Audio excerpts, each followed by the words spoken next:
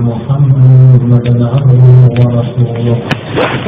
أما بعد، فقال الله تعالى في القرآن المجيد والفرقان الحميد: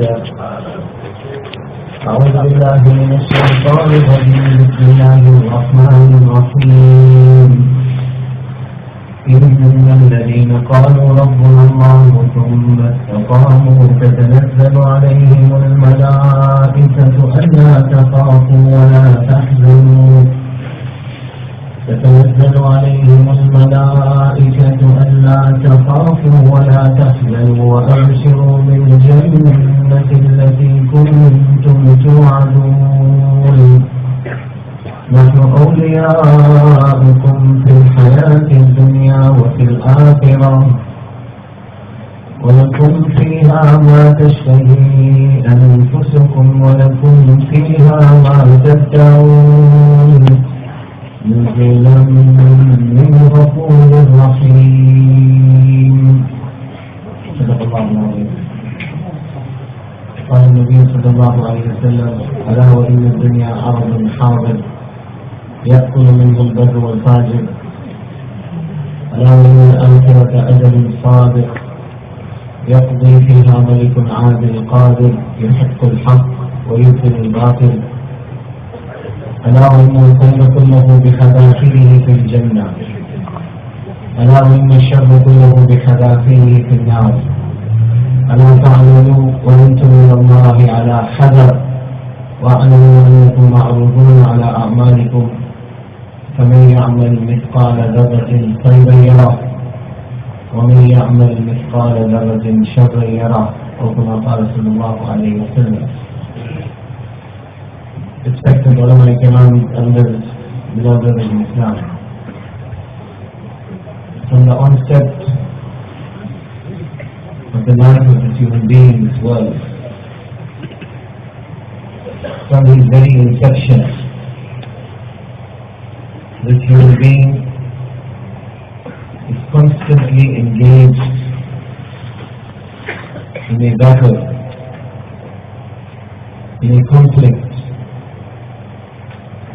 And this is such a conflict that he has absolutely no hope whatsoever of being the victor in this conflict. Each human being, prior to his existence, كتب الله مقادير الخلائق قبل أن يخلق السماوات والأرض ب50,000 سنة، وكما قال صلى الله عليه وسلم: Allah has decreed, Allah has ordained, Allah has decided for this insan, for this human being, how long his life will be, what he will acquire in this world. Not now, 50,000 years before the creation of the heavens and the earth. وَلَكُمْ مِيعَادُ يَوْمٍ لَا تَسْتَأْخِرُونَ عَنْهُ سَاعَةً وَلَا تَسْتَقْدِمُونَ.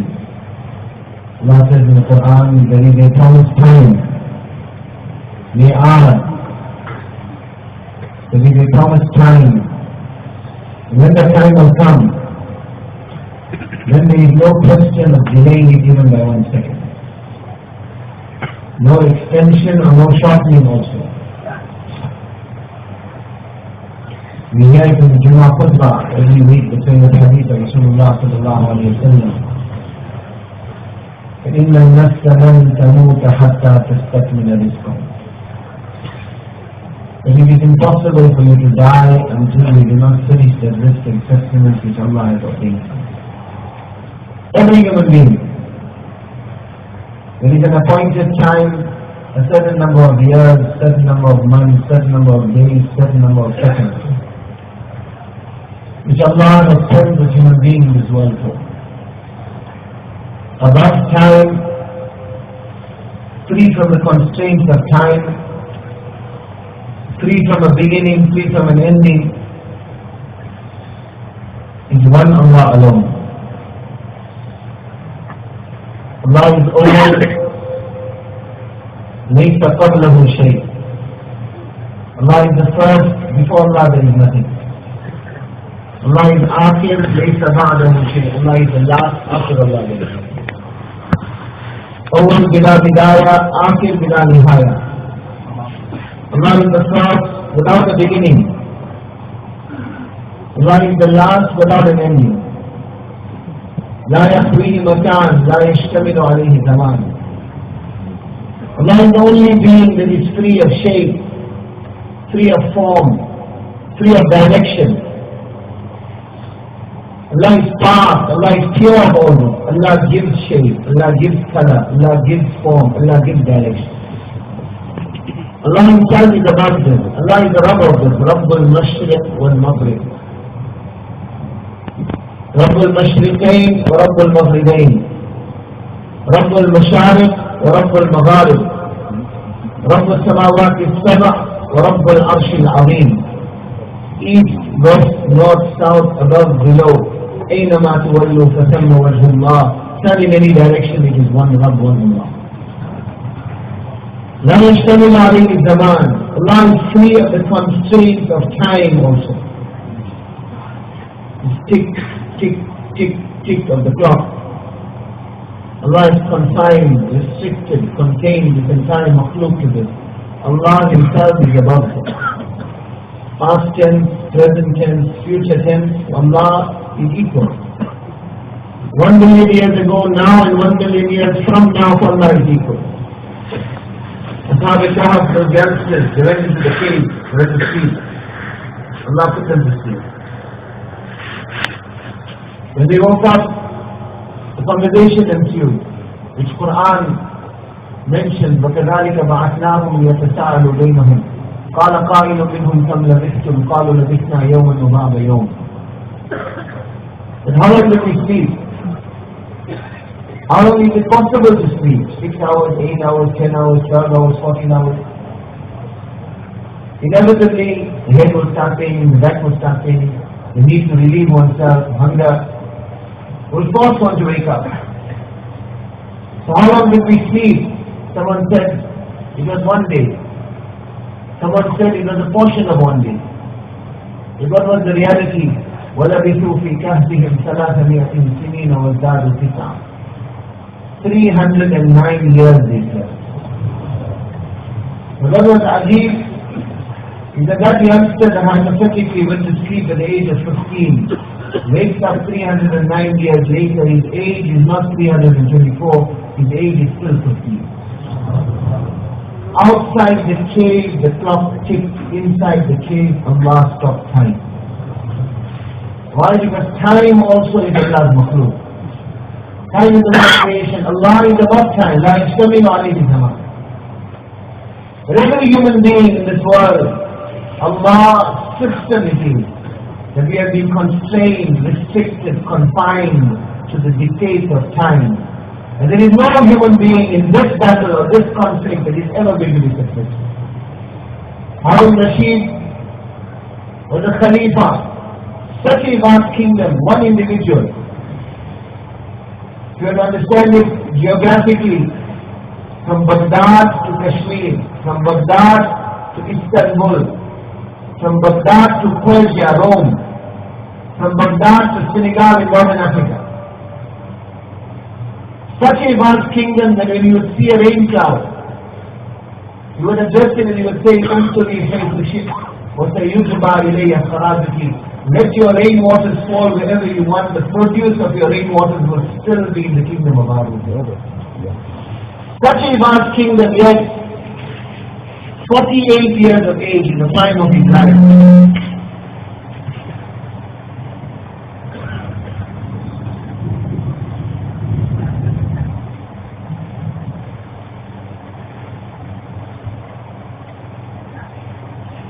He was in Iran in a city called Mashhad. He became terminally ill. The physicians told him there is absolutely no hope, no extension. Ruler of 3 continents, he ordered that his grave should be dug. And he sits at the side of the grave, picks up the sand of the grave and demonstrates with himself, letting the grains of sand trickle through his fingers. Ma abna anni maliya, halaka anni sultaniya. And all these armies at my disposal, and all this wealth at my disposal, And all this kingdom at my disposal cannot buy me 1 second extension. It is of absolutely no use to me whatsoever. If it was possible for any individual to be victorious in this conflict against time, then like the poet puts it beautifully, لو كانت الدنيا تدوم لأهلها لكان رسول الله صلى الله عليه وسلم فيها مخلد. If any human being was going to be given perpetuity, if any human being was going to be victorious in this conflict against time, then Muhammad sallallahu alayhi wa sallam, the pride of Allah's creation, would not have drunk from the cup of death. But Quran unambiguously, Allah addresses His Habib sallallahu alayhi wa sallam in the Quran, innaka mayyitun wa innahum mayyitun. You, my beloved, will have to drink from the cup of death, and every one of them also will drink from the cup. Kullu nafsin dha'iqatul maut. Every soul, every nafs will have to drink from the cup of death. This is that absolute certainty, that absolute reality that no human being can escape, no human being can deny. Every ah, every sigh, every breath. This is in fact a reminder to us, a wake-up call. Unfortunately, when it comes to the haqaiq, when it comes to the realities of life, when it comes to that which is around us, we have become individuals that are so caught up in the relentless rat race of this dunya, so bamboozled by the glitter and the glamour of this world, so blinded by the shine of the gold and silver and the attractive things of this world. The capacity to realize, the capacity to take lesson and ibrat from that which is around us, unfortunately to a very large extent has been lost. How many places in the Quran Allah subhanahu wa ta'ala encourages us, Allah reminds us, Allah commands us, أَوَلَمْ يَنْظُرُوا أَوَلَمْ يَتَفَكَّرُوا أَفَلَا تَنْظُرُونَ أَفَلَا يَنْظُرُونَ أَفَلَا تَعْقِلُونَ. How many places these expressions, why don't you see, why don't you realize, why don't you ponder, why don't you reflect? Every sigh, every breath of air is inviting us to recognize Allah's qudrat. To recognize, causing us, inviting us to recognize that this life is an amanat, it is a trust, it is not something to be wasted away. Because this human being subconsciously breathes in and out 20,000 times every day. Doesn't even realize it. 20,000 times every day on average, the human being is breathing in and out. This process that we take for granted, what is behind it? What is this insan breathing in? He's breathing in oxygen. What does he breathe out? He's taking in something that is pure. And what is his contribution? He breathes out carbon dioxide, which is poison. Takes in that which is pure and gives back that which is impure. Allah has set the level of oxygen in the atmosphere to be conducive to the requirements of the human being. 21% is the level of oxygen. There's no pipe, there's no funnel, there's no regulator. Thousands of years have passed, and it stays constant 21%. It had to go up. It had to go up just 2% to 23%. It said the number of accidental fires will increase 700 times. If it had to go up to 25%, besides the North Pole and South Pole, everything in between will be burnt to ashes. Constant 21%. What is this insan's contribution? He's breathing out carbon dioxide. How is the level of oxygen being maintained? Allah has put into the service of this insan, of this human being, the leaves of the tree. We learn these things in school. We hear. But the mind doesn't relate. We don't ponder, we don't reflect.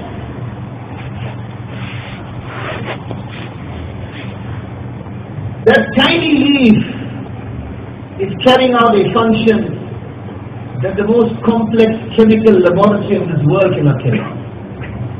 process of photosynthesis is taking place. Not my intention to go into biology lessons, anything like that. But just to make us realize a little bit that the light from the sun is being converted in that leaf. And carbon dioxide is taken in, and what is given through this process? Oxygen, which is pure, is being given. So that this level is maintained. أَلَمْ تَرَوْا أَنَّ اللَّهَ سَخَّرَ لَكُمْ مَا فِي السَّمَاوَاتِ وَمَا فِي الْأَرْضِ وَأَسْبَغَ عَلَيْكُمْ نِعَمَهُ ظَاهِرَةً وَبَاطِنَةً. Allah says, why don't you see the manner in which Allah has subjugated, the sakhar, made subjugated to you everything in the heavens and everything in the earth. Perhaps it was possible 14 centuries ago that the reality of these verses may have escaped the ordinary Bedouins of that time. But what excuse do we have?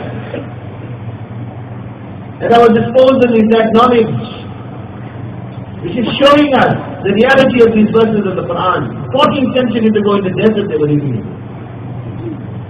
Allah says everything in the heavens, everything in the earth has been subjugated to you. What does this mean? Just this breathing process. Simple example. This earth is not still. It's moving. It's spinning on its axis at a speed of 1,000 kilometers an hour.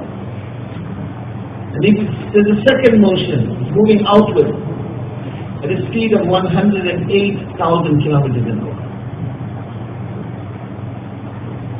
And the earth is round, we know. Sometimes we look at the lizard and we think the lizard is upside down. The lizard is looking at you, you are upside down. How many places Allah Ta'ala says in the Quran, أَلَمْ نَجْعَلِ الْأَرْضَ مِهَادًا أَلَمْ نَجْعَلِ الْأَرْضَ كِفَاتًا أَحْيَاءً وَأَمْوَاتًا وَالْأَرْضَ فَرَشْنَاهَا فَنِعْمَ الْمَاهِدُونَ وَفِي الْأَرْضِ آيَاتٌ لِلْمُوقِنِينَ. Allah Ta'ala says, have we not made this earth stable for you? Have we not made it a cradle for you, mihada? Have we not given you qarar and stability upon it? Perhaps at that time they didn't understand. It is spinning 1,000 kilometers an hour, moving outward 108,000 kilometers an hour. Why aren't you being flung? Why are you flung on this earth? And then there is a third motion. This earth is moving on its axis. A third motion, 23 degrees 5 minutes to the right, 23 degrees 5 minutes to the left. This third motion of the earth causes the 4 seasons to come into play. Causes the waves of the ocean by which the sweetening and the ripening of the fruit takes place to come into play. Causes the atmosphere to come into existence, and very, very importantly, causes the movement of wind. Each time you are breathing out, if there wasn't this third movement of the earth, this tilting on its axis, what would you do? You'd breathe out carbon dioxide. The carbon dioxide would be stuck in front of you. So each breath of air that you take out, the poison eventually will collect in front of you and it will cause you to suffocate in your own breath. The third motion of the earth brings about the wind, as a result of which the carbon dioxide is moved away from you. That is outside. Inside, what is that system that Allah has put into place? It is said the lungs of every human being have on average 150 million air sacs. 150 million air sacs. If you have to open the lungs, it will fill an entire football field. 50 billion cubes are transporting 10,000 liters of blood every day to those lungs. Where did this intelligence come from in the womb of your mother, that in order to purify your blood you need to give it a bath in oxygen? Where does this system come into play? Where does this insan come from? What was his origin? هل أتى على الإنسان شيء من الدهر لم يكن شيئا مذكورا إنا خلقنا الإنسان من نطفة أمشاج. Allah says, O insan, O human being, did they not pass upon you a period of time? لم يكن شيئا مذكورا. You didn't exist. No one made you a dhikr. No one mentioned you. إنا خلقنا الإنسان. We created you from what? من نطفة أمشاج, from a mingling of sperm. Somewhere Allah says, من ماء مهين. from a drop of worthless fluid. Somewhere Allah says, min ma'in dafiq, from a spurt of liquid.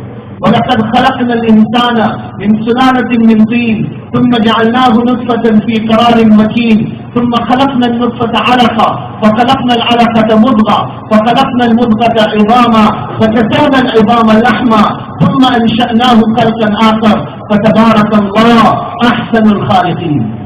Allah says, verily He created this insan from an extract of clay. From an extract of clay He was made into a drop of sperm in a safe receptacle. From a drop of sperm into a clot of blood. From a clot of blood into a lump of flesh. Stage upon stage upon stage of creation. So that what at one time was a drop of sperm, one time was one tiny cell, which is not visible to the human eye, 9 months later is brought forth. This insan, this human being, 100 billion times bigger, 6 billion times heavier. فَتَبَارَكَ اللَّهُ أَحْسَنُ الْخَالِقِينَ. What at one time was one cell, 9 months later is brought forth a composition of 100 trillion cells. فَتَبَارَكَ اللَّهُ أَحْسَنُ الْخَالِقِينَ. Blessed is Allah who is the best of creators. Just the breathing process.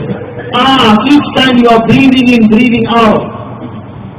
How many countless different balances within you, outward from you, in the earth, in the sky, in the sun, have to be put in place in order for you to breathe. أَلَمْ تَرَوْا أَنَّ اللَّهَ سَخَّرَ لَكُمْ مَا فِي السَّمَاوَاتِ وَمَا فِي الْأَرْضِ وَأَسْبَغَ عَلَيْكُمْ نِعْمَهُ ظَاهِرَةً وَبَاطِنًا. Understand just your breathing process. And then look at the verse of the Quran where Allah says, why don't you see the manner in which you have subjugated everything in the heavens, everything in the earth in your service, the leaves of the trees in your service, the sunlight in your service, the universe in your service, just for you to breathe. وَأَسْبَغَ عَلَيْكُمْ نِعْمَهُ ظَاهِرَةً وَبَاطِنًا. Allah says, we are raining down our favors upon you, ظَاهِرَةً وَبَاطِنًا, openly and secretly. But what is the reality of this insan? وَإِن تَعُدُّوا نِعْمَةَ اللَّهِ لَا تُحْصُوهَا. Allah says, if you have to count, if you have to enumerate, if you have to ponder, if you have to reflect over the ni'mas and bounties of Allah upon you, لَا تُحْصُوهَا, you will never do justice to this. إِنَّ الْإِنسَانَ لَظَلُومٌ كَفَّارٌ. Verily this human being, Allah does not say zalim, Allah says zalim is very, very oppressive. And Allah does not say kafir. The word kafir literally does not mean disbeliever, it means ungrateful. Allah says kafar, very, very ungrateful. Each hour, each breath is reminding you, is conscientizing you, is calling out to you. Recognize the deen of Allah, recognize the pain of Allah, recognize the bounty of Allah upon you. This battle, this war against time, this conflict, how many places in the Quran Allah subhanahu wa ta'ala takes qasam on the aspects that are linked to time. Wal fajr, by the qasam of the daybreak, was subhi, by the qasam of subhi idha tanaffas, by the qasam of the daybreak as it takes a breath. Wal layli idha yasri, by the qasam of the night as it passes. Wal layli idha yaghsha, by the qasam of the night as its darkness envelops. وَالنَّهَارِ إِذَا تَجَلَّى, by the qasam of the day as it lights up. Not only وَالْعَصْرِ, by the qasam of time itself. Not only does Allah take qasam on the aspects linked to time, but those portents, those creations of Allah which bring time into existence and by which time is measured, Allah takes qasam on them also. وَالشَّمْسِ وَالضُّحَاهَا وَالْقَمَرِ إِذَا تَلَاهَا وَالنَّجْمِ إِذَا هَوَى, by the qasam of the sun, by the qasam of the moon, by the qasam of the stars. All these oaths and all these qasams, what is the message of Quran that understands more valuable than your gold, more valuable than your silver, more valuable than your pound is the time which Allah has given. Time is a precious possession.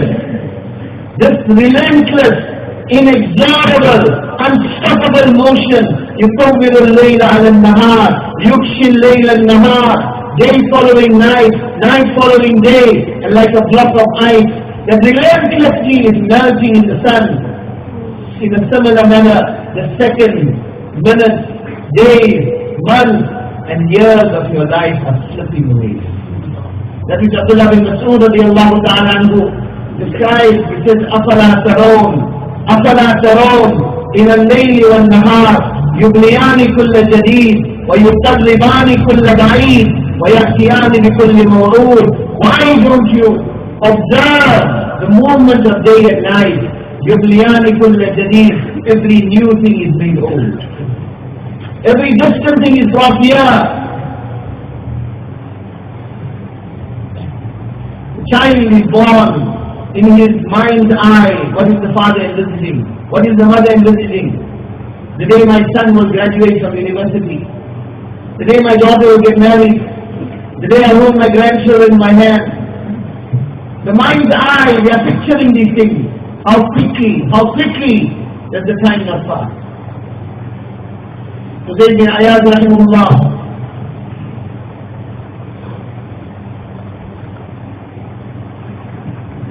he saw one person and he said to him, Kam ata min amrik, Kam ata alayka min amrik, how old are you?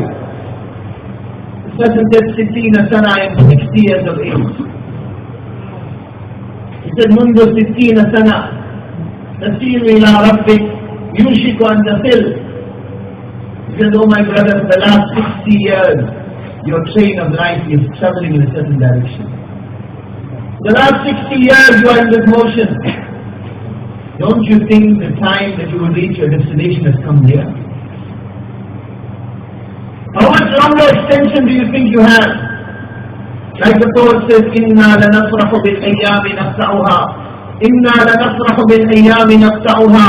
Wa kulla yawmin madha yudni min al-ajali. فاعمل لنفسك قبل الموت مجتهدا فإنما الربح والخسران في العمل. نجدد سرورا بالهلال إذا بدا وما هي إلا السيف للحبس ينتضي. إذا تم العام فهو كناية وترجمة عن شكر عمر قد انقضى. He says, oh foolish insan, you are celebrating the passage of time. You are celebrating the passage of time. Birthday has become a cause of celebration. New Year is a celebration. Why? Why are we celebrating? Abu Darda used to say, Innama anta ayyam. In dhahaba yawmun dhahaba ba'du. O insan, you are a collection of days. Every day that passes, every year that passes. What is it? Dhahaba ba'du. A portion of you is lost. A portion of you is lost. It is not coming back. Yet what are you doing? You are celebrating. Someone loses 100,000 pounds and he has a party. He has a celebration. Those a few balloons and that's whatever happens normally. Someone asks him, guy, what are you celebrating? He says, I lost 100,000 pounds. What does it bother you? Have you lost your marbles? You're celebrating a loss. I remember last year, I was in someone's house. He said, I attended a party last week. What party? He said, it was a birthday party. Person was 60 years of age.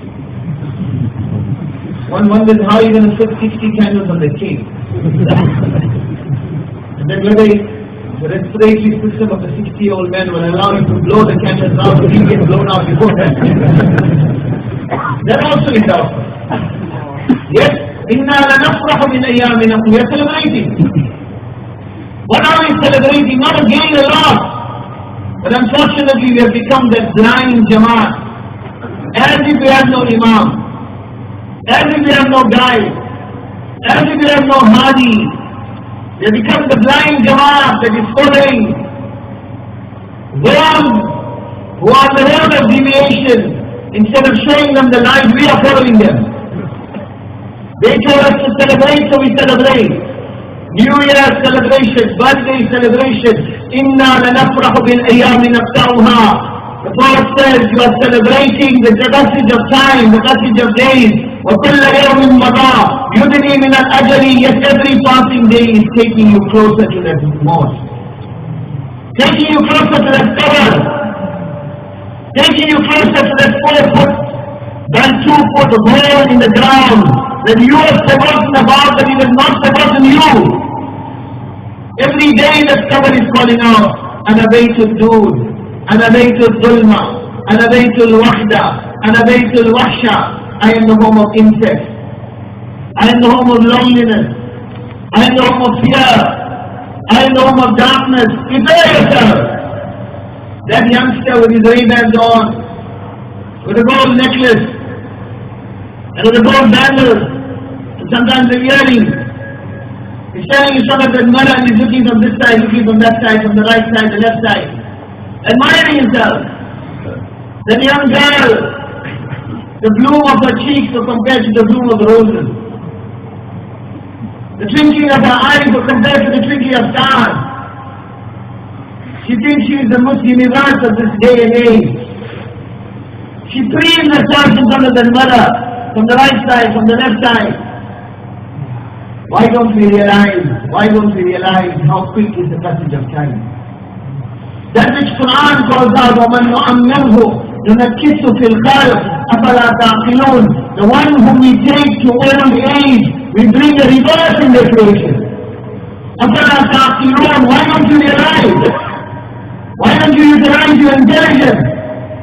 Just a few years have passed in the same Miss Universe. Bring the mirror in front of us, you say, I don't want to look at you. What botox treatment?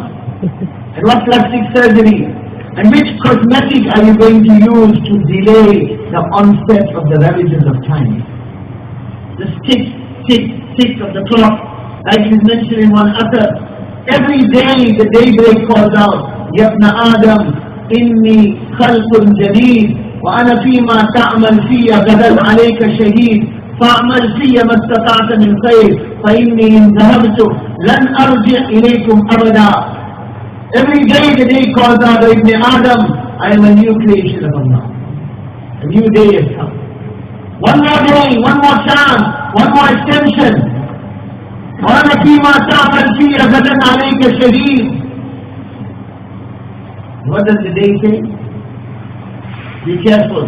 Be conscious how you utilize me. Because tomorrow in Allah's thought I am either going to be a witness in your favor or proof against. Youngsters, looking at 22 people chasing behind a piece of pig skin for hours and hours. Sitting in front of the shaitan box for hours and hours. The so-called Dindar Sabta also. Sitting with novels, frivolous novels. Sitting in front of the shaitan box. What are they doing? Somebody dies and they start crying. Some so-called tragedy takes place, they cry. And the next week the same actor is back in another movie. They're reading from some script. That which Quran says, أَفَرَأَيْتَ مَنِ اتَّخَذَ إِلَهَهُ هَوَاهُ وَأَضَلَّهُ اللَّهُ عَلَى عِلْمٍ وَخَتَمَ عَلَى سَمْعِهِ وَقَلْبِهِ وَجَعَلَ عَلَى بَصَرِهِ غِشَاوَةً فَمَنْ يَهْدِيهِ مِنْ بَعْدِ اللَّهِ. Why don't you look at those who have made their desires their ilah? And despite knowledge, look at the Quran. وَأَضَلَّهُ اللَّهُ عَلَى عِلْمٍ. Despite knowing that it is deviation, they are still deviating. وَخَتَمَ عَلَى سَمْعِهِ وَقَلْبِهِ. A veil has been placed over their seeing, over their hearing. وَجَعَلَ عَلَى بَصَرِهِ غِشَاوَةً. And over their eyes. فَمَنْ يَهْدِيهِ مِنْ بَعْدِ اللَّهِ. Now besides Allah, who is going to guide them? This is not an ummah of vain gestures. This is not an ummah of frivolous involvement. Hours and hours by, what are you doing with that novel, with the shaitan box?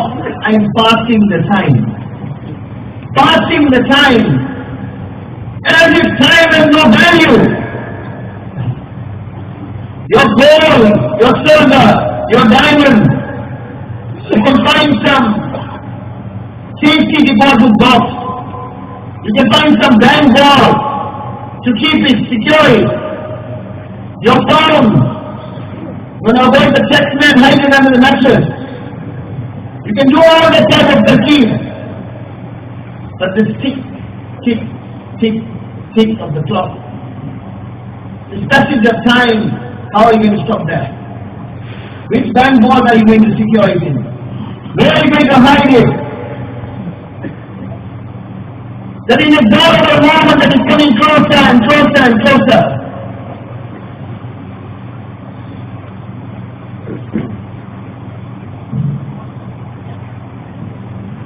When is the realization of that, the value of that going to come?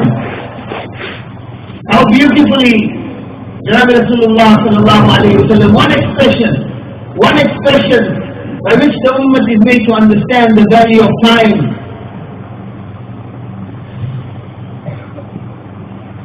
ليس يتحسر أهل الجنة إلا على ساعة مرت بهم لم يذكروا الله تعالى فيها. Jannah, every hope, every wish, every aspiration, every desire will be fulfilled. وَلَكُمْ فِيهَا مَا تَشْتَهِي أَنفُسُكُمْ وَلَكُمْ فِيهَا مَا تَدَّعُونَ. Allah says for you in Jannah is whatever you desire. Whatever you call for, whatever you ask for,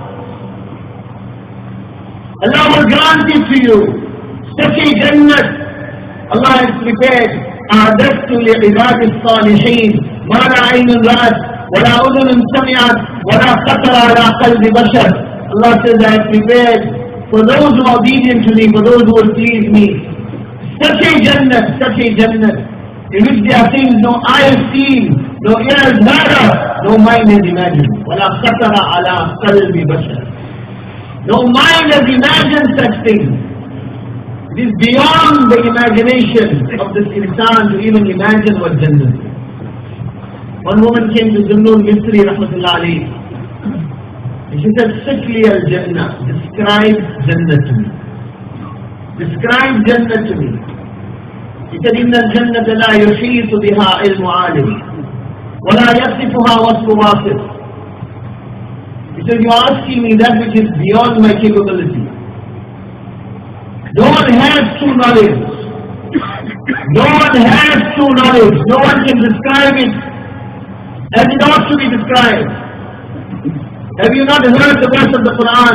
فَلَا تَعْلَمُ نَفْسٌ مَا أُخْفِيَ لَهُم مِّن قُرَّةِ أَعْيُنٍ جَزَاءً بِمَا كَانُوا يَعْمَلُونَ. No nafs, no soul knows. No soul knows that which we have kept for them in Jannah, min qurrati ayun, things that will fool their eyes.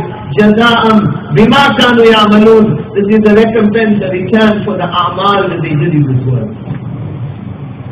So nevertheless, since you have asked me, I will tell you something of Jannah. Zunnun Misri says to us, Inna fil jannati marjan min fiddatin bayda. He said in Jannah there is a field, an open ground that is made out of silver. في وسط المرج قصر من ذهب أصفر. In the center of this ground of silver is a palace made out of gold. في وسط القصر قبة من ياقوت أحمد. In the center of this palace of gold is a dome that is made out of red ruby. في وسط القبة سرير من ذهب وجوهر. In the center of this dome of red ruby is a bed that is studded with sapphires and pearls and emeralds. Ground of silver, palace of gold, dome of red ruby. In the center of that a bed. تجري تحت السرير 4 أنهار، نهر من ماء ونهر من عسل ونهر من خمر ونهر من لبن. Underneath this bed 4 streams are flowing. One of water, one of milk, one of wine, one of honey. وعلى السرير جارية. And on the bed is a woman. The woman of Jannah. لو بدا معصمها في الظلمات لأشرقت وأنارت. Such is her beauty that her forearm had to become exposed in the darkness would light up. What is her face made of? What is the beauty of her face? نور وجهها من نور الله تعالى. The nur of her face is from the nur of Allah. The nur of her face is from the nur of Allah. Women of such indescribable beauty. How many places in the Quran Allah describes expressions? حور مقصورات في الخيام حور عين كأمثال اللؤلؤ المكنون كواعب أترابا عربا أترابا كأنهن الياقوت والمرجان كأنهن بيض مكنون.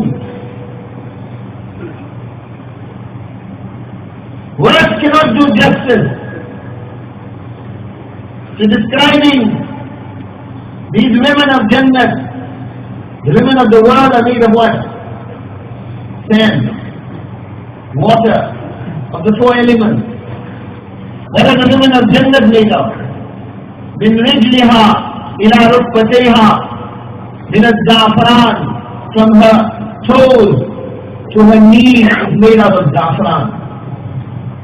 من ركبتيها إلى ثدييها من المسك الخالص.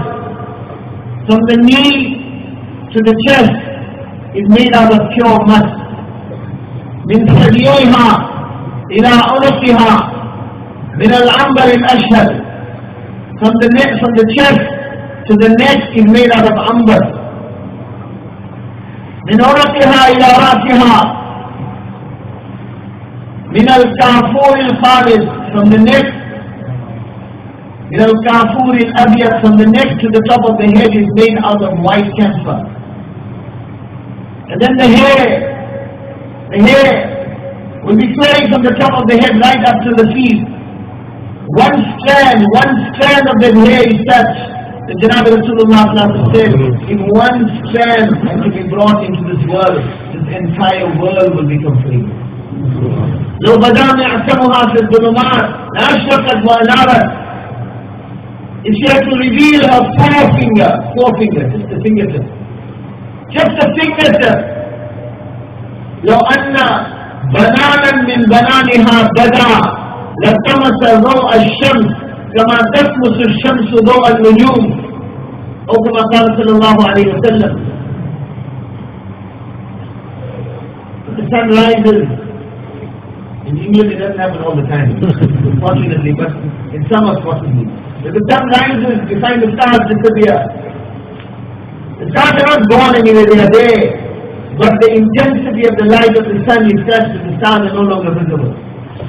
Allah Rasulullah said, if she had to reveal her fingertip, the sun will become invisible. Such is the noor of the fingertip. Ibn Abbas radiallahu anhu used to say, if Allah has kept such effulgence and noor and light in her fingertip, what must be the rest of her body? Such is the beauty. He said the first gaze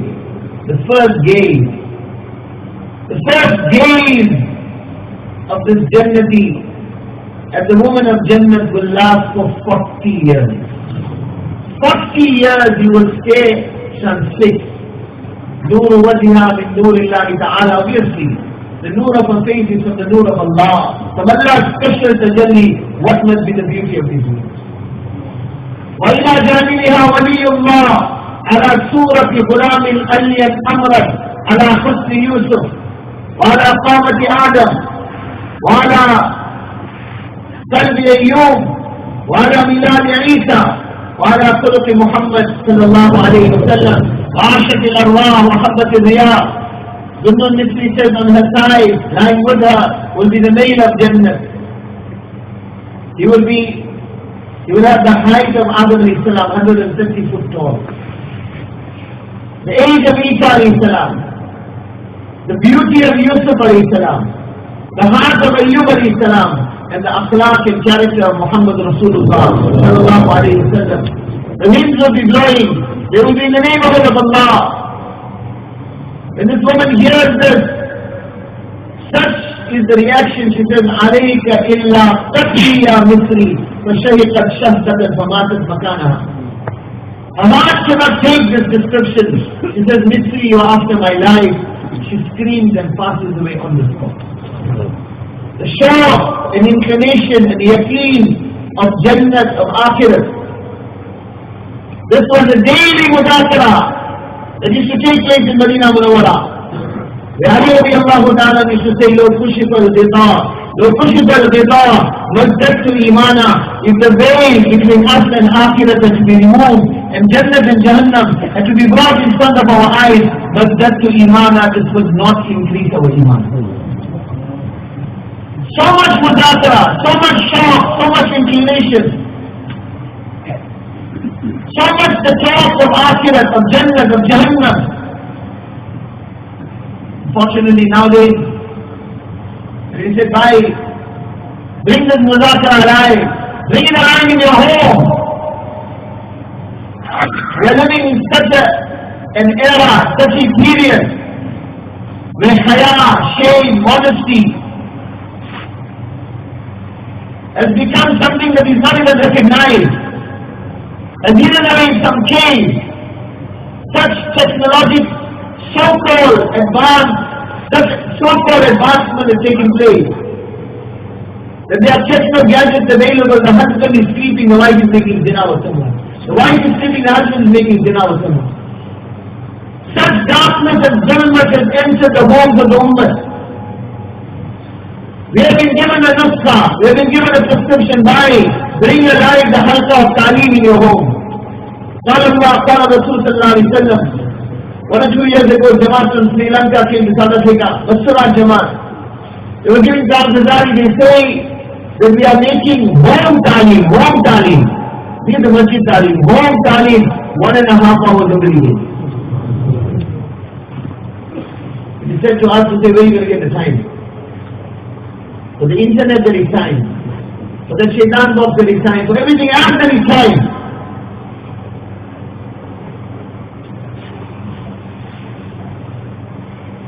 Such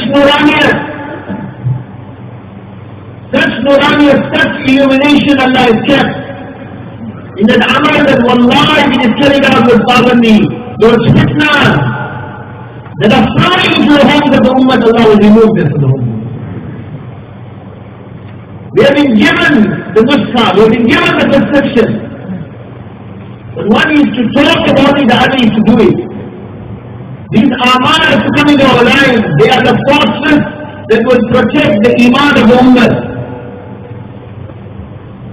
When it is said, bring alive the mudakara of iman, of jannah, of jahannam in front of your children. But we say they're too young. We're not too young for cartoons. We're not too young for the latest techno gadgets. But for the, what else they say? They say, why are you talking depressing talk? Talk interesting things. Only qabr, only akhirat, only jahannam. Why are you talking depressing things? He said once Bahlul Rahmatullah went in the marketplace. There were some youngsters that were playing. On one side there was one young boy who was crying. The Bahlul went to him, says, why are you crying? Let me buy you some toys, you also can play. He says, Bahlul, I'm not crying because I do not have toys. Why are you crying? He says, the fear of Jahannam is making me cry. The fear of Jahannam is making me cry. Bahlul doubts the veracity of what this youngster is saying. So to test him, what does he say? He says, you are still small. This is not your time to worry about Jannah and Jahannam. This is your time for play. He says, Bahlul, do not make a fool of me. I observe my mother when she prepares the fire to cook food, she throws the small twigs in first, then the big branches. I fear that to churn Jahannam, Allah will throw us youngsters in first, then the others will be thrown. What brings this consciousness of akhirat in such a small time? It is the environment of the home. This is why the Noiyaka Rahmatullah is not so glad it is there. This amal has to be brought into our home. Tabligh is not only for the rest of the world. Tabligh has to enter our home. The mafhum of what he said that person who when he passes away, Tabligh passes away with him. That person who when he passes away, his Tabligh passes away with him. He has passed away in the doka and deception of shaitan. Tabligh has to enter our home. This legacy has to be left behind. The first command that came upon Rasulullah sallallahu alaihi wasallam, وَأَنذِرْ عَشِيرَتَكَ الْأَقْرَبِينَ وَأَنذِرْ عَشِيرَتَكَ الْأَقْرَبِينَ. That, oh my Nabi, give this message, أَقْرَبِينَ عَشِيرَتَكَ الْأَقْرَبِينَ, to your immediate family. What is word, that is example.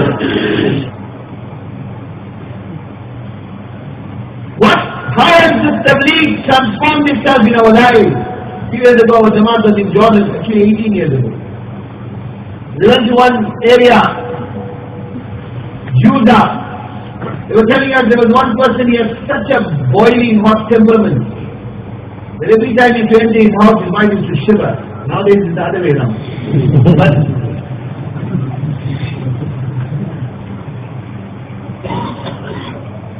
he said even when if he was just sitting somewhere, beat the perspiration to come on his forehead. Such a hot temperament he had. Once he even took a knife and chased his own father. The Jamaat got hold of this person, he went out for 3 days. 3 days in the father. But 3 days it was spent correctly. After 3 days he entered his house. The first thing he did, he smiled at his wife and he made salam. This woman almost fell down unconscious. First time in her life. Yet what does Aisha radiallahu anha say? It's describing Rasulullah sallallahu alayhi wa sallam, kana dakhakan, bassaman. My Nabi used to be smiling. Sahaba say, kana da'iman fikri wal ahzan. He was perpetually in fikr, perpetually in gham, perpetually in worry. Laysat lahu raha. There was no rahat. Ghadirun ka ghadir al-mirjal. The sound of a boiling kettle would come from the heart of Rasulullah sallallahu alayhi wa sallam. Yet, despite that fikr, he would enter the house smiling. He would be doing the domestic chores. Aisha was young. The Rasulullah used to prepare the dough, she used to make the bread. He would mend his own clothes. This was that akhlaq, that character.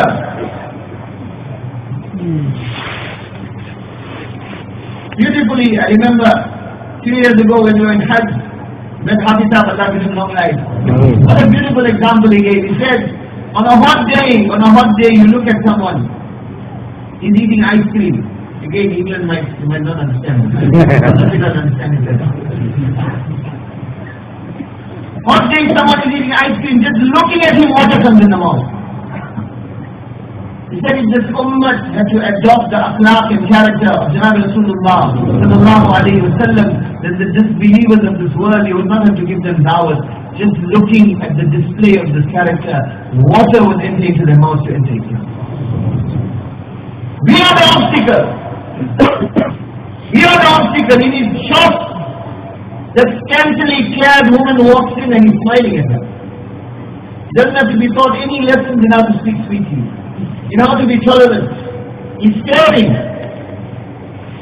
It's the height of sweetness in the manner that he addresses her. And that woman that is toiling for him from morning till night, that woman that has borne his children, that woman that has one kalima, gave us her home, gave us her family, gave us her background, and put her entire future in his hands, they have zero tolerance.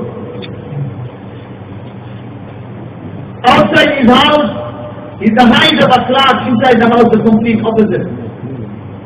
Yes, what does the Rasulullah say? Akmalul mu'minina imanan, akmalul mu'minina imanan, أحسنهم خلقا وخياركم خياركم لنسائهم وكما قال صلى الله عليه وسلم. He said the most kamil, the most complete, the most perfect believer so far as his iman is concerned is not the person who is making tahajjud night upon night or fasting every day. These ahmad in the plane, but your tahajjud and your fast and your tilawat and your zikrullah, insaniyat and humanity are not exposed to it. This legacy of rahmat and mercy of Janab Rasulullah sallallahu alaihi wasallam, what is the exposure of the 80% of the non-reciters of La ilaha illallah, Muhammad Rasulullah? What is their exposure to his legacy of rahmat and mercy? It is when this ummah will adopt his akhlaq. When this ummah will adopt his akhlaq and his character. That is why he said the most kamil and complete believer is the one with the most perfect character. And where does character start? Where is the iron chest? Where is the thermometer? Not in public, not in that shop. Not with those who we are afraid of. Where is the iron chest of akhlaq, of character, of tolerance? It starts in your home. That is why Rasulullah said, the best amongst you is he who is best in dealing with his wife. One riwayat it comes ahlihi with his wife and his children. Outside he's a hero, inside he's zero. And we think that's akhlaq. It is not akhlaq. It is not character. Character starts at home. 3 days. The person went in the path of Allah. He walked in his house. He made salam. He smiled at his wife. He went to his father. And he crawled on at his feet and he begged him to forgive him.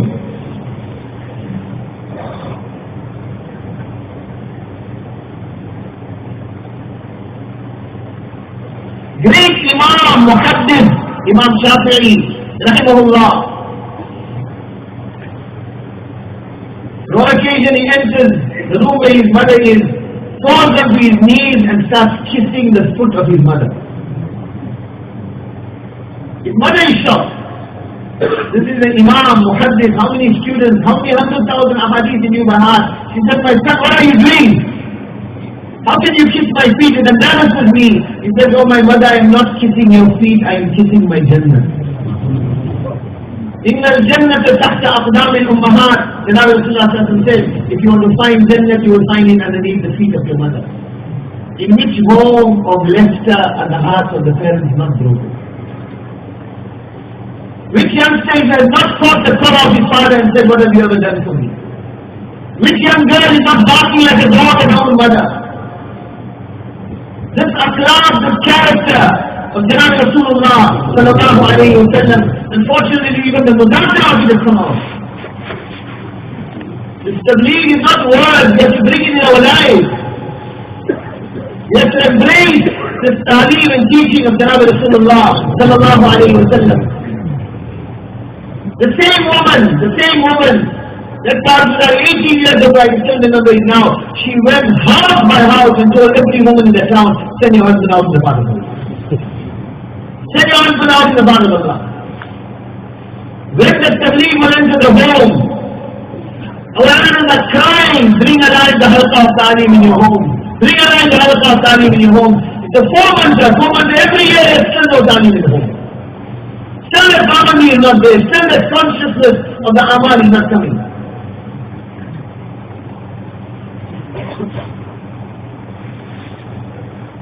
Allah has given us in this day and age such an amal which is the solution to every problem. Unfortunately, the simplicity of it sometimes becomes the obstacle. Deen is not complex, deen is easy. And what is deen? The day and night, the cry, the figure of Muhammad Rasulullah sallallahu alayhi wa sallam. And for that to become a reality, we have to understand this time is an amanat. This life is an amanat. وَأَنَا فِيمَا تَعْمَلْ فِيَّ غَدًا عَلَيْكَ شَهِيدٌ. Every day is calling out to you. Tomorrow I will be a witness in your favor or a plaintiff against you in the court of Allah. I remember one of our Qadri and one of my elders, he says, I was in Makkah Mukarramah. There was one Burmese businessman, very, very wealthy. Approximately 25 years before that, they had migrated to Makkah. He was selling imitation watches on the street. He became such a wealthy businessman, he was owning large tracts of land on the outskirts of Makkah. He said he became very, very ill. And I went for his ziyarat, I went to visit him. When I walked into the room, this man is sobbing and crying. He looked at me with utter desolation and despair. And what did he say?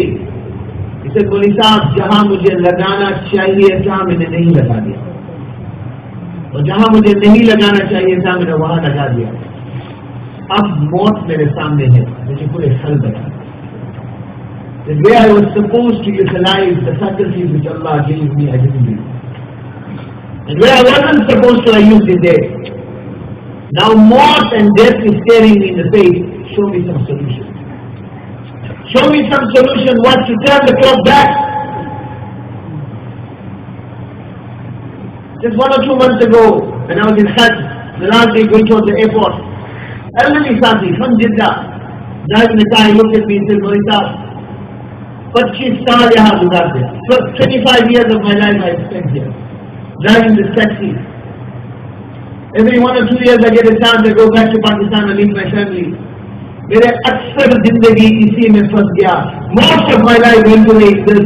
Now my mouth is in front of me, show me some solution. Time is a mata. This life is an ahmad.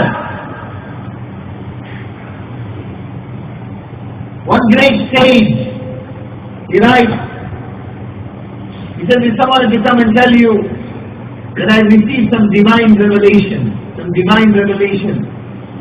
that you have 24 hours left in this world. Somebody comes and tells you, why you've got 24 hours left. What will you do?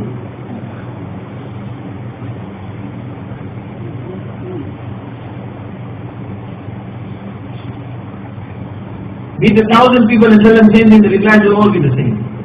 And I sit in the masjid, salah, whatever debts I have, anybody I had bad, I severed my relationship with, I'll restore it. And I'll redress all the wrongs as quickly as I can. I'll spend the time in tilawat and dhikrullah and whatever you do. Pose the same question to 1,000 people, all will say the same thing. This great wali of Allah, he writes, he says there is only one correct answer to this. There's only one correct answer to this question. Why you have 24 hours left in the world? Someone comes and tells you that, he says there's only one correct answer to that. What is the answer? That there is nothing I will do that is different to what I am doing now, because I live every day as if it is my last day. This is what Rasulullah sallallahu alayhi wa sallam taught us. He said, make every salah as if it is your last salah. He said, count yourself amongst the dead. Count yourself amongst the dead. One Sahabi, Abu Darda radiallahu anhu, when janaza is going, someone asked him, whose janaza is that? Whose janaza is that? He says, neither is your janaza. That is your janaza. And if you don't like what I am saying, take it as my janaza. Why? Because Allah says, إِنَّكَ مَيِّتٌ وَإِنَّهُمْ مَيِّتُونَ.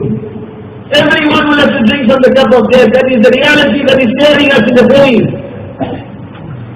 Yet such is the attraction and the glitter and glamour of this dunya that we are becoming oblivious of it.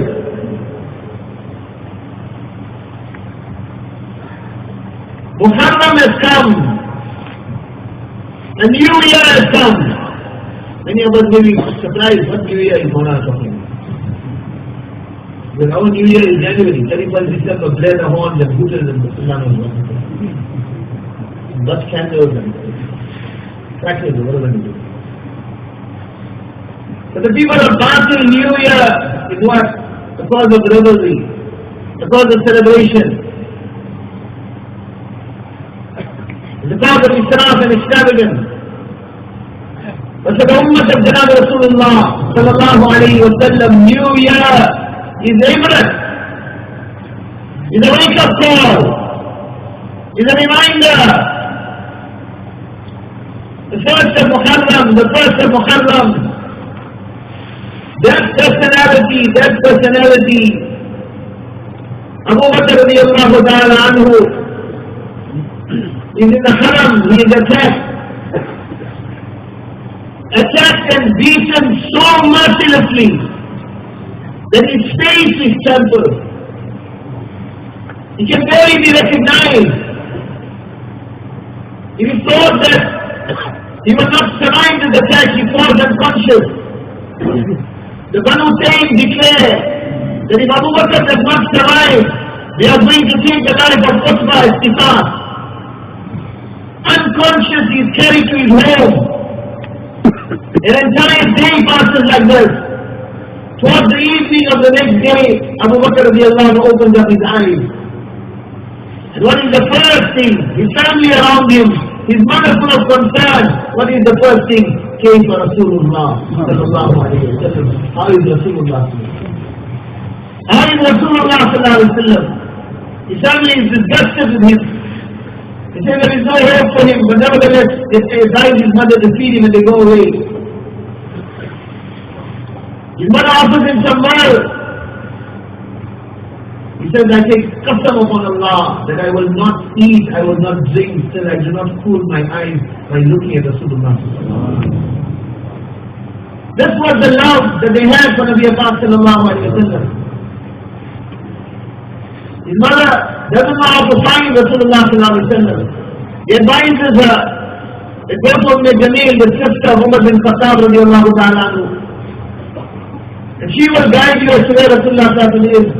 Nabi sallallahu was in Dar Arqam, studying the incident short. Aided by the two of them late at night, in the cover of darkness, he's carried into the house of Zayd bin Arqam radiallahu ta'ala anhu. When Nabi sallallahu alayhi wa sallam sees him, Allah Rasul sallallahu alayhi wa sallam, Abu Bakr bursts into tears. The Nabi of Allah is in tears. The companions around are in tears. Rasul sallallahu alayhi wa sallam embraces him. Abu Bakr, seeing the opportunity as a ghanimah, taking advantage of the opportunity, he says, Ya Rasulullah, make dua that Allah gives my mother hidayah. Nabi sallallahu alayhi wa sallam makes dua for the hidayah of the mother of Abu Bakr. Allah opens the heart, she accepts Islam. Seeing the manner in which Siddiq Akbar radiallahu ta'ala anhu was persecuted like this, Allah the Rasul sallallahu alayhi wa sallam raises his hand, Allahumma a'izz al-Islam bi ahad al-amrayn. Oh Allah, as if to say, ab to mere Mola bas ho gaya. Ya Allah, give Islam strength from one of the two amals. One was Abu Jahl and the other was Umar bin Khattab radiallahu ta'ala. Allah, give me one of these two people. At the time, Mashwara is taking place. That we have to put a stop to what Muhammad sallallahu alayhi wa sallam is doing. Now we have to kill him. Who's going to carry out the task? Umar says, I will carry out the task. The Kuffar of Makkah get happy. Umar, you are the one to do this. The naked soldier went towards Rasulullah sallallahu alayhi wa sallam, towards Dar Arqam, on the way he meets Naim bin Masood radiallahu ta'ala anhu. Umar, where are you going? I'm going to finish off Muhammad sallallahu alayhi wa sallam. Na'udhu billah. What does he say to him? Worry about your own house, get your own house in order. Your sister has already accepted Islam. Your husband has accepted Islam.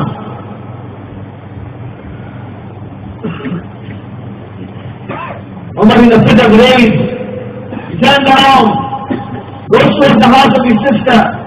What is happening in that house? Ta'aleem is taking place. Ta'aleem is taking place. Khabbab bin Arq radiallahu ta'ala anhu is conducting the ta'aleem of Quran in the family of the sister Umar radiallahu ta'ala anhu and her husband Sa'id bin Zayd Abu al-Awad radiallahu ta'ala anhu.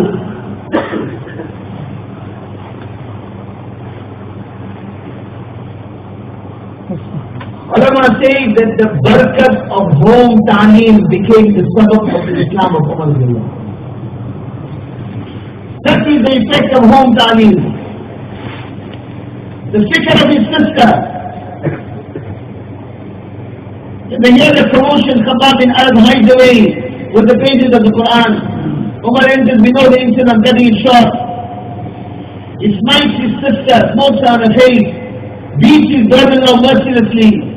Seeing the blood on the face of his sister, finally she says to him, Umar, do whatever you want, kill the rest of us, we are not going to forsake Islam. He becomes a little bit ashamed. Then he finds the pages of the Quran. He says, I want to read it. He says, you cannot touch it. Why? You are impure. You have to bath first, then only you will be allowed. He has a bath.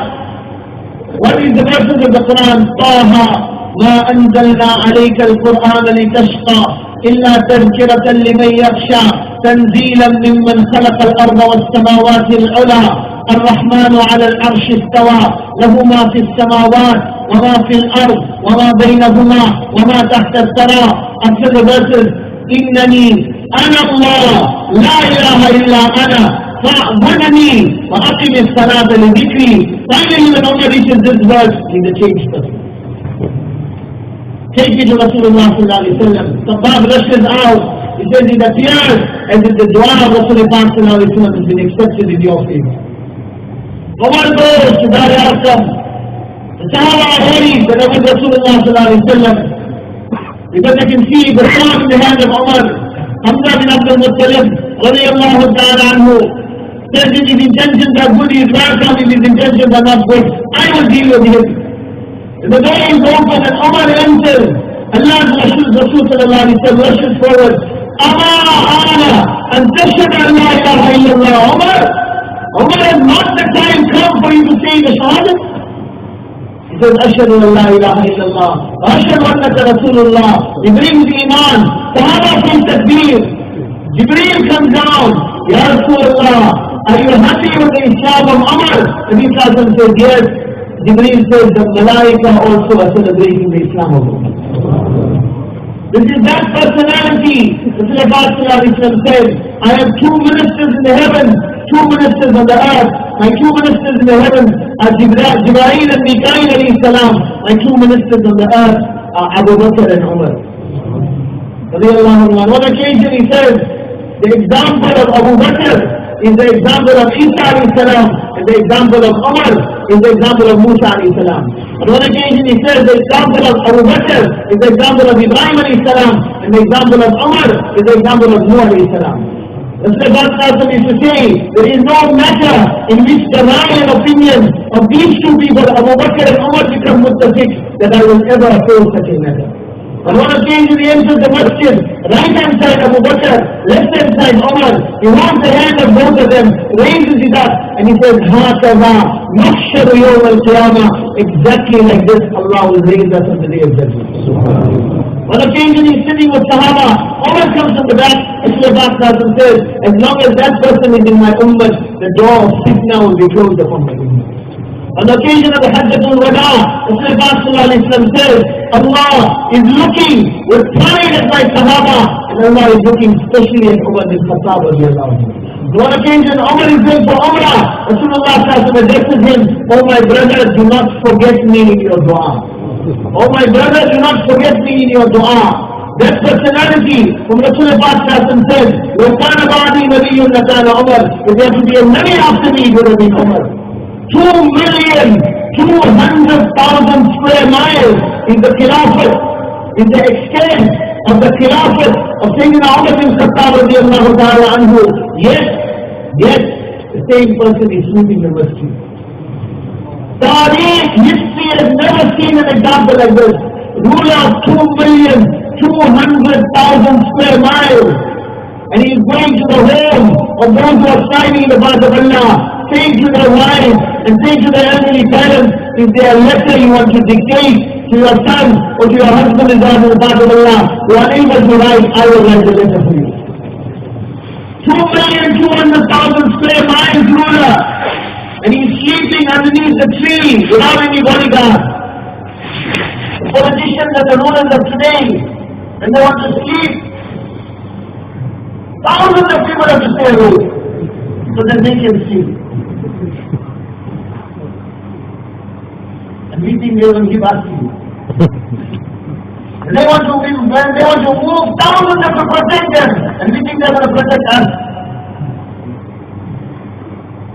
Sleeping underneath the tree, no bodyguard, no protection. 2,200,000 square miles. History has never seen anything like this. Sitting in a masjid and crying. Amir al-Mu'mineen, why are you crying? He says, if a dog has to die thirsty on the banks of the river Dajla, Allah is going to question him.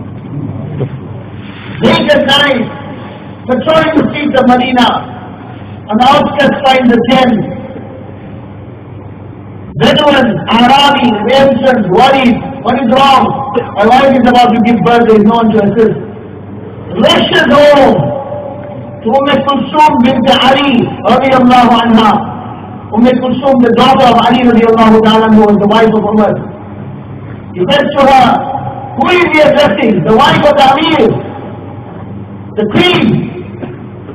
There is some opportunity to earn Jannah.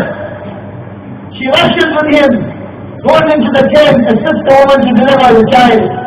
Then she comes out, Amir al-Mu'mineen, give your friend the tidings Allah is blessed with the son. Then Arabi, when he hears the title Amir al-Mu'mineen, he almost falls down. Amir al-Mu'mineen, 2,200,000 square miles. patrolling the outskirts of Medina Munawwara, comes across the family, children are crying, touches on the stove, and just as the mother, why are the children crying? She says they are hungry. What is in the pot? There is water there. I boiled it so that thinking food is prepared that I sleep away. Allah is going to be the judge between me and Umar. He said, what does Umar know of your situation? She said, why did he become our Amir? If he is not aware of our situation. Umar rushes to the Bayt al-Mal. Collects some dates, some flour, some butter, some grain. His servant Aslam says, let me carry it. What does Umar say? Are you going to carry my load on the day of judgment? Are you going to carry my load on the day of judgment?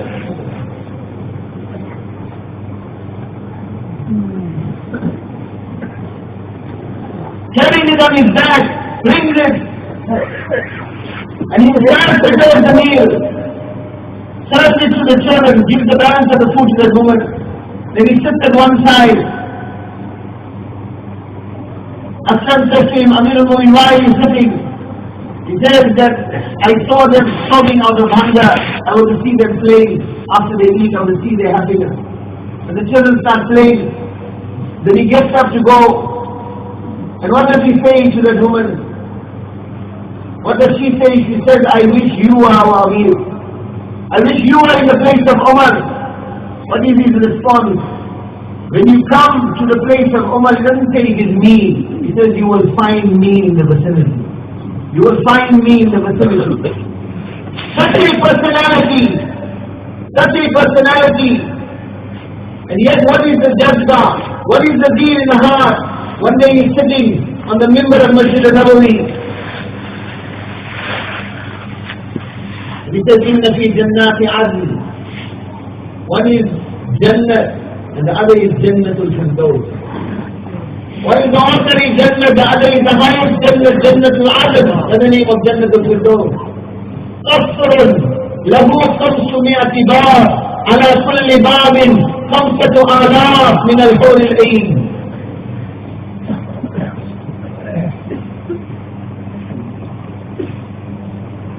In Jannatul Firdaus there is one palace, it has 500 doors. At every door there will be 5,000 of the hoods of Jannah. 2.5 million already. Who is this palace for? He says, the Nabi. When he looked at the grave of Rasul Pak Sallallahu Alaihi Wasallam, he says, Haniyan laka ya ahmad al-qabr. Mubarak to you, O resident of this grave. What is Siddiq? When he looks at the grave of Abu Bakr Siddiq, he says, Haniyan laka ya sahib al-qabr. Mubarak to you. What is the jazba of Umar? What is the jazba of Umar to give his life also in the path of Allah? What is the dilemma? He is in Medina, the center of the Islamic world. How is it going to be possible? One for his life to be accepted, the other.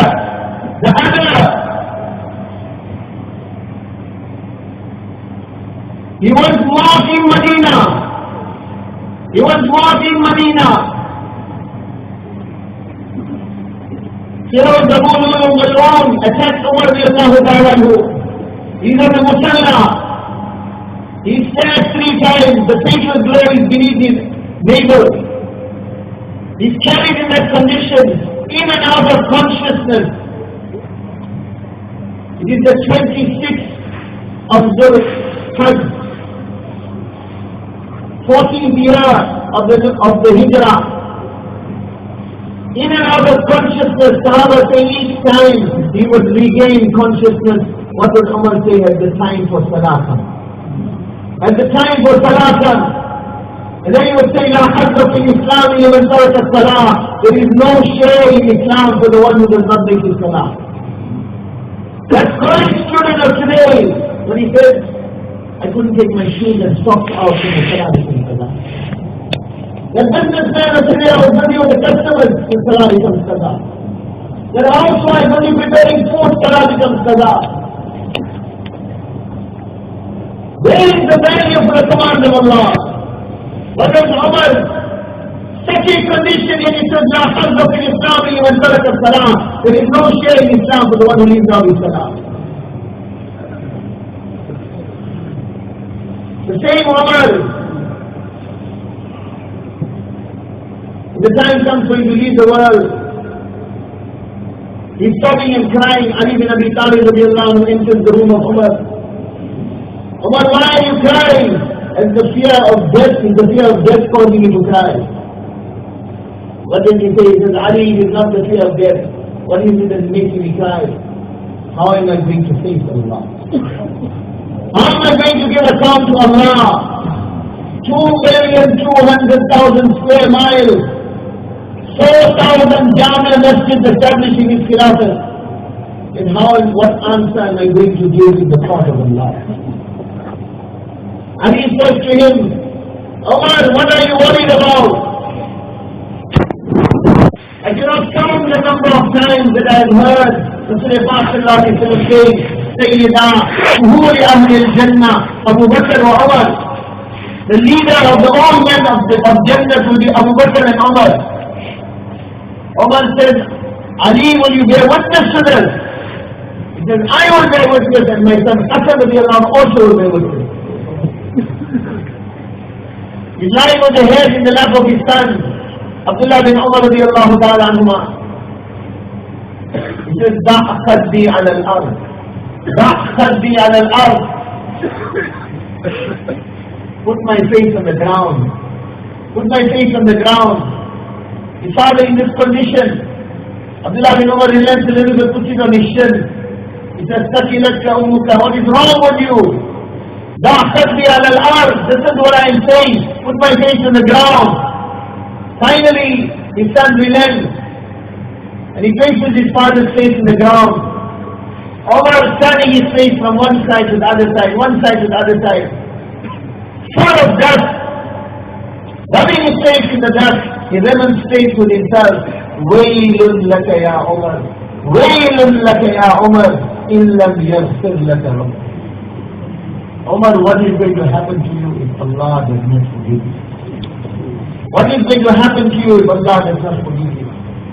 This consciousness, this khawf of akhirat, وَلِمَنْ خَافَ مَقَامَ رَبِّهِ جَنَّتَانِ. Allah said, the one who will fear standing in front of Allah will give him 2 Jannahs. 2 Jannahs. This khawf, this consciousness, it was the first of Muharram. The first of Muharram that Sayyidina Umar bin Khattab radiyallahu ta'ala anhu passed away. So that each year in Muharram, this ummah is reminded that this is an ummah of Qurbani. This is an ummah of sacrifice. That this deen reached us through Qurbani and sacrifice, through the dard, the pain, the cry, the concern. That was there in the heart of Janab Rasulullah sallallahu alayhi wa sallam. That was transmitted into the heart of Sahaba Ikram. That caused them to move to the 4 corners of the world with this concern, with this cry, and how one person can be saved from Jahannam and go to Jannah.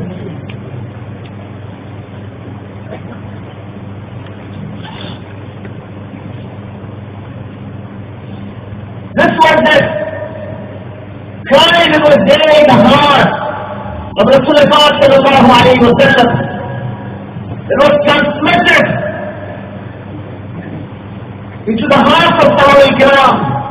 They had his example in front of them. If you look at the life of Rasulullah sallallahu alayhi wa sallam, you will not find that my Nabi made tahajjud salah the whole night. Or my Nabi fasted every day. He fasted sometimes he didn't fast. He would make tahajjud, sometimes 60 rakat, sometimes 8 rakat, sometimes 11 rakat, sometimes 13 rakat. And he would make tahajjud and he would sleep also. In the Tabi'een, the generation after Rasulullah you will find this fasting so much dahar. Or every night in tahajjud. But what was the shining aspect of the life of Rasulullah? This dust, this pain, this cry, this concern, person to person. 10 to 10, gully to gully, alley to alley. In Makkah Mukarrama, may you really, may yansuruni hatta uballigha risalat Rabbi. Who will shelter me? Who will become my helper so that I can make some legal disease? This concern, Rahmatul lil Alameen, he was in mercy for every island. And how this insanity, this humanity can be saved from Jahannam and go to Jannah? That worry, that cry drove him. He knew that the Fir'aun of this ummah will be Abu Jahl. He said the Fir'aun of my ummah is Abu Jahl. And he goes so many times to the same Abu Jahl. Then one day Abu Jahl out of frustration says, Muhammad stop coming to me. I must tell you Allah that you came and gave me the message. So Abu Jahl, the Fir'aun of the ummah, if you could go so much, what must have been the depth in his heart? What must have been the cry in the heart of Rasulullah? Hakam bin Kaysan, the leader of the Yamama tribe, after a ferocious battle, he is brought to Masjid al-Nabawi as a captive. Rasulullah gives him dawah, and then dawah. Eventually, he keeps on refusing. Eventually, Umar becomes frustrated. And he says, Da'ni adrib unuqahu wa yadhhab ila ummihi al-hawiyah. He says, Ya Rasulullah, give me permission, I'll take his head off. That is what the Hawiyah. That is, Allah says, Narun Hamiyah. That in Surah Al-Qari'ah, Allah says, mentioned Hawiyah, Jahannam. Umar said, let me take his head off so he can go to Jahannam. Allah does not listen to Umar, he carries on giving him dawah. Until finally Hakam bin Kaysan says, Ashhadu an la ilaha illallah, wa ashhadu annaka Rasulullah. The Nabi turns to Umar, Lo ata'tu fika al-an la dakhala an-nar. Umar, if I had listened to you, he would have led to Jahannam. If I had listened to you, he would have went to Jahannam. If I had listened to you, he would have went to Jahannam. This pain was transmitted into the hearts of Sahaba Ikram. So on one occasion, Rasulullah was sitting with Sahaba. One janaza of a Yahudi, of a Jewish carried past. Rasulullah starts crying.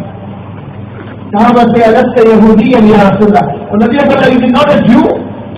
Is it not a Jew? In other words, why are you crying? What is the reaction? He says, Alaysat nafsun tafallasat minni. Alaysat nafsun tafallasat minni. It is not another ummati of mine that is going to Jahannam forever and ever. How can I not cry? This birth, this pain, there was the joy that was there in the heart of Rasulullah sallallahu alayhi wa sallam. This cry, this concern for one person.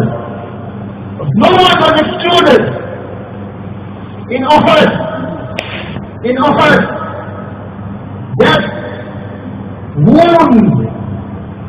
that wound pierces the heart of Rasulullah sallallahu alayhi wa sallam. The shahadat of his beloved uncle Hamza bin Abdul Muttalib. Not an ordinary shahadat. In such a merciless manner, Hamza radiallahu anhu is slaughtered, his nose cut off, his ears cut off, his chest ripped open, the liver and heart taken out. What it must have been for Rasulullah to see the remains of the skeleton remains of his own uncle.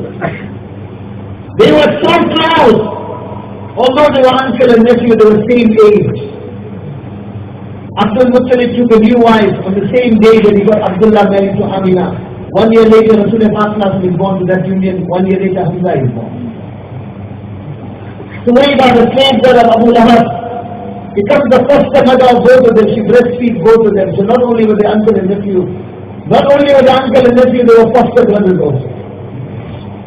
This special occasion that Hassan bin Thabit radiallahu ta'ala anhu eulogizes it. He says, Bakat ayni wa hifqa laha bukaha wa ma yudni al-buka'u wal al-awilu ala asad al-ilahi badata qalu ahamdatu dhakum al-rajul al-qatilu usiba al-muslimina bihi jami'a hunaka wa qad usiba bihi al-rasulu alayhi salamu rabbi fi jinanin yuqadituha na'imun la yazulu. He says, the tears are falling, and why should it not be so? The lion of Allah Hamza, the lion of Allah Hamza has been slaughtered. This has hurt the believers, it has hurt the Nabi also. And then addressing Hamza, it says, may the salams of my Allah be upon you. In a Jannah in which you will experience bounties which will never ever come to an end. Sahaba say they never heard Rasulullah crying volubly, except on the occasion when he came in front of the remains of Hamza radiallahu anhu. Allah has to send Jibreel down to placate him, that we have written on our arsh, Hamza to Asadullah, wa Asad Rasulihi, Hamza is the lion of Allah and the Rasul of Allah. Saturdays he was there when he was in Medina Munawwara, visit the graves of the Shuhada of Uhud. Yet it is barely 8 years later, as the Fatah Makkah, the command was given that if Wahshi is found, he is to be killed. Qatil Hamza, the murderer of Hamza, the murderer of his own uncle. Wahshi knows about the announcement, so he disguises himself. Comes into Masjid al-Nabawi till he comes right in front of Rasulullah sallallahu alaihi wasallam. Removes the veil from in front of his face. Ashhadu an la ilaha illallah, ashhadu annaka Rasulullah. Besides the shahadat loudly, Nabi Muhammad didn't know what Wahshi looked like. They didn't recognize him. Sahaba seeing him said, Ya Rasulullah, Wahshi, and the swords are out.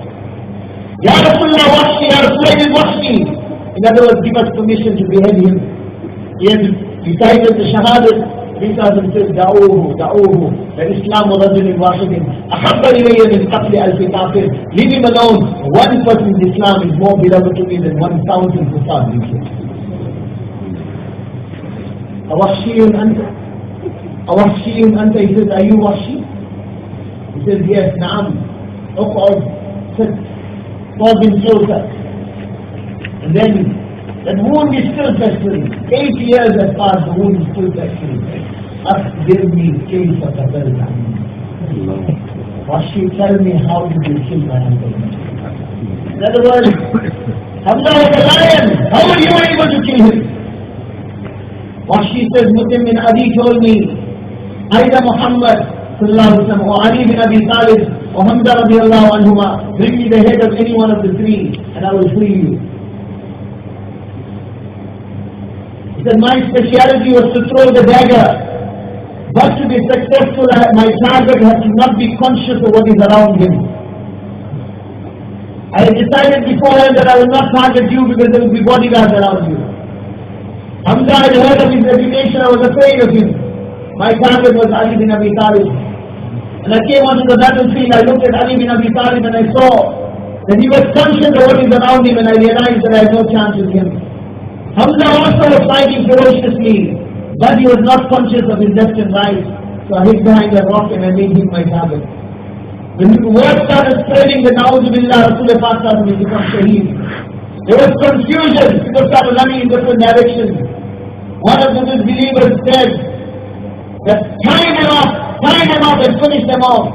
Hamza, when he hears this, with anger he rushes towards that person, raising his sword towards him. Wahshi says, when Hamza rushed towards that person, I saw my opportunity. I saw my opportunity and I flung my dagger, making the chest of Hamza radiallahu anhu target. He says the dagger pierced the chest of Hamza. He turned around towards me. Such was the anger in his eyes, despite the fact that the dagger had gone through to his chest. Wahshi says, I turned around and I started running out of fear. As I ran, I heard the call, Aba Amara, Hamza has been made shaheed, Hamza has been made shaheed. By the time he had finished recounting this incident, like rain droplets, tears were falling down the face of Rasulullah sallallahu alaihi wasallam.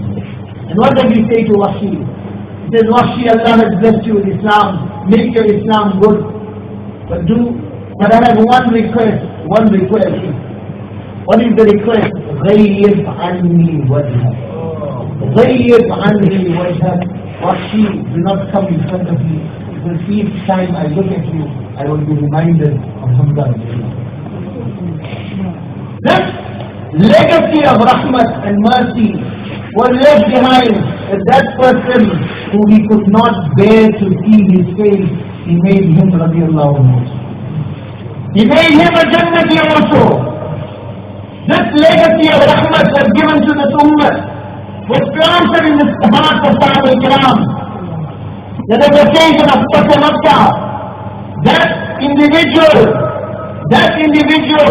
the beloved daughter of Rasulullah sallallahu alaihi wasallam, pregnant, alone, innocent, is leaving Makkah in Hijrah. She is attacked by Hamad bin Aswad. He takes his dagger, pierces it into the stomach of Zainab radiallahu anha. Blood is spurting. She loses the child. 6 years, Rasulullah sallallahu alaihi wasallam sees his daughter suffering until eventually she succumbs to the same wound. Yes, on the occasion of Fatah Makkah, he holds the hand of Hamad bin Aswad, takes him to the Multazam and says, Ya Allah, give him hidayat also. Ya Allah, give him hidayat also. Where is this guy today?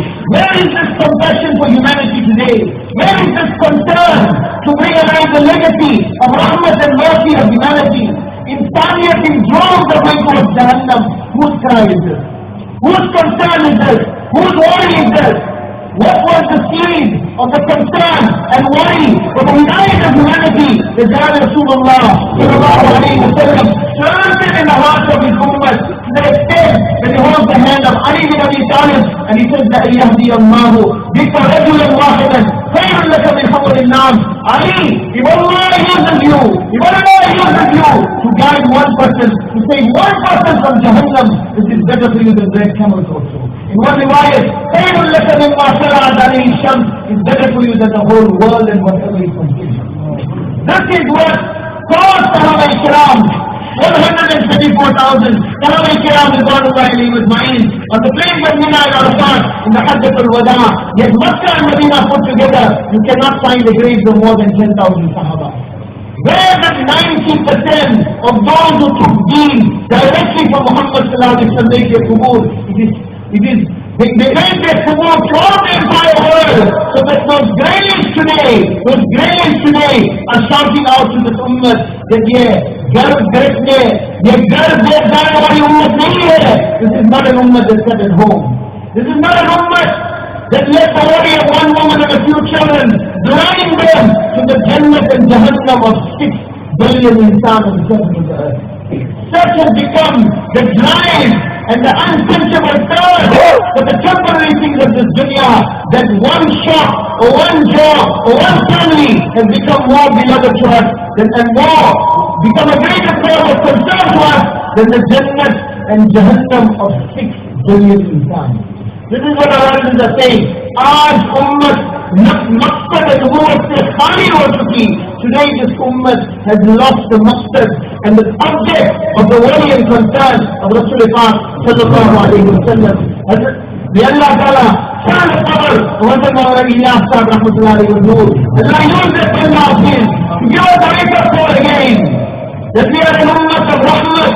We are an ummah of mercy. As the Maulana Ilyas Sahib, in Mufuzat, he said one of the ahadith of Rasulullah sallallahu alayhi wa sallam, that open up to me this amal, is where Nabi Abbas said that Ar-Rahimun, Yarhamhum Ar-Rahman, those who will have mercy, Allah will have mercy on them. Irhamu man fil ard yarhamkum man fis sama. Have mercy on this humanity on this earth.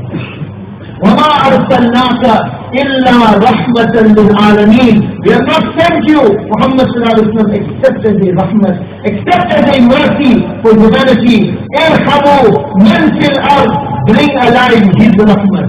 Bring alive His mercy, His day, His night, His cry, His fikr, His concern.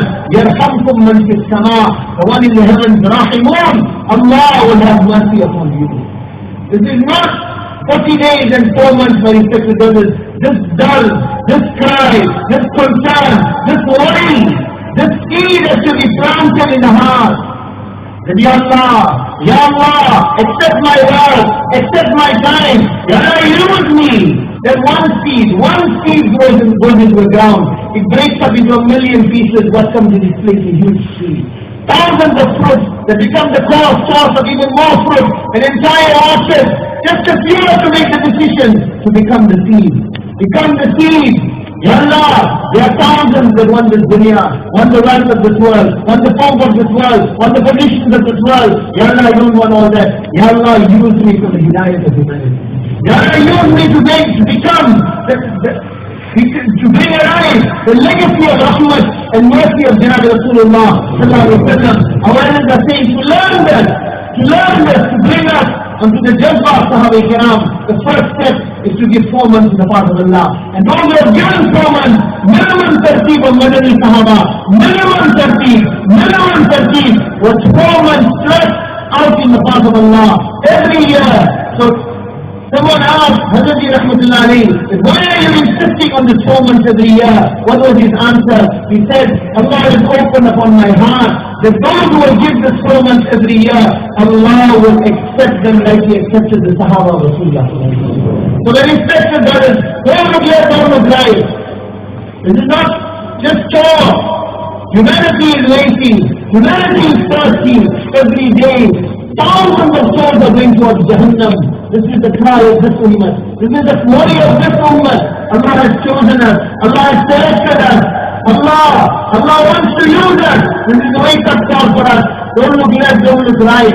Don't look at our circumstances. Look at the treasures of Allah. The clock of our life is ticking. Every moment is precious. Make our lives precious. Fulfill the commandments and trust. Stand up and give our names. Those who haven't been for 4 months. 4 months in the path of Allah. Those who have been 4 months every year in the path of Allah. Stand up and give our names, mashallah. Somebody can pray. Those whose father names should be taken. Stand up, our standing will encourage others to stand also. 4 months is a year of ability. 15th of July. Let's give the intention for ready from November, December, inshallah. What's your name? Muhammad Sajid. Of which masjid? The